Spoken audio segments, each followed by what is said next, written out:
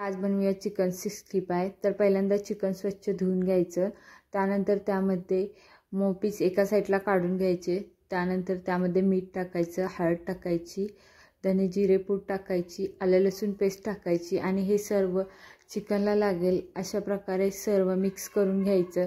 एकदा ह्या पद्धतीने नक्की करून पहा, आपण बाहेरून आणतो त्याच प्रकारे हे चिकन 65 लागतं आणि कमीही खर्चात होतं। तर अशा प्रकारे सर्व मिक्स करून घ्यायचं।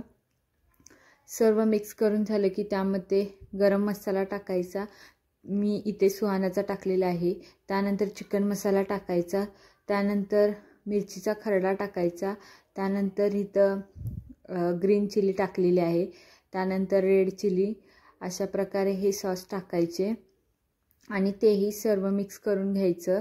त्यानंतर इथं टोमॅटो केचप टाकलेला आहे, तोही सर्व मिक्स करून घ्यायचा। त्यानंतर काश्मीरी लाल तिखट टाकलेलं आहे, थोडं टाकायचं कलर येण्यासाठी, कारण आपण कलर यामध्ये घालत नाही आहे, तर या चटणीमुळे खूप छान असा कलर येतो आणि छान लागतं।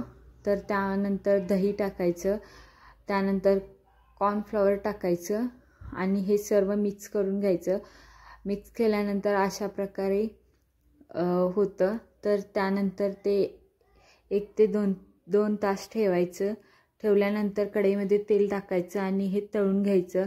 तुम्ही म्हणाल तेल असं का आहे, तर मी शेवटचा चिकन 65 तळतानाचा व्हिडिओ आहे, त्यामुळे तेल तळून जळलेलं आहे। तर अशा प्रकारे चिकन टाकायचं आणि बघू शकताय कुरकुरीत आणि छान असे चिकन 65 तयार आहे। कलरही खूप छान येतो, एकदा नक्की ट्राय करून पहा।